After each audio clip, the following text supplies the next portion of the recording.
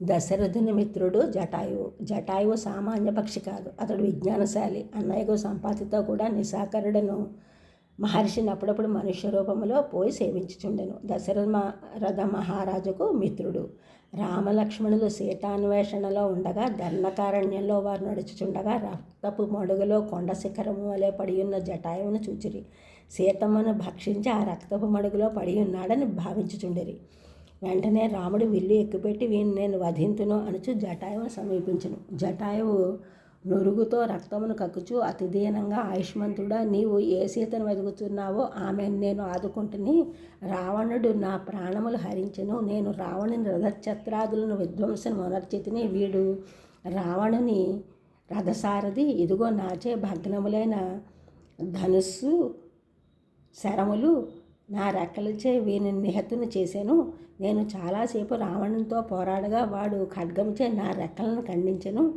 నేను పోరాడగా సీతను గొయ్యుకుని గగనమును కేగను. రాక్షసునిచే చంపబడిన నన్ను మరలా నీవు చంపుటెందులకు అనగా రాముడు ఆ మాటలు వినుచు ధనుస్సును వదిలివేసి పరుగును పోయి జటాయువును పట్టుకొని లక్ష్మణునితో కూడా నేలపై పడి పెద్దగా రోదన చేయుచు, లక్ష్మణ, చూచితివా, నా తండ్రికి ప్రాణమిత్రుడైన ఈ గృధ్రరాజు వృద్ధత్వమున నాచే ఉపచారములు పొందవలసిన వాడు ఈరోజు ఇలా నిహతుడై నేలపడి ఉన్నాడు అని రాముడు విలపించుచు, తన యందు ప్రాణములు కడగబట్టుచున్నవి, స్వరము హీనమగుచున్నది, దీనముగా మనమక చూచున్నాడు అని జటాయువు వంక చూచి, అయ్యా, నీవు ఏమైనా మాట్లాడగలవేని సీతను గురించి చెప్పుమనగా జటాయువు మిగుల ప్రయత్నముతో స్వరమును పెగల్చుకుని నెమ్మదిగా రాక్షసేంద్రుడైన రావణుడు మాయచే గాలిని మేఘములను సృష్టించి దుర్దినము గావించి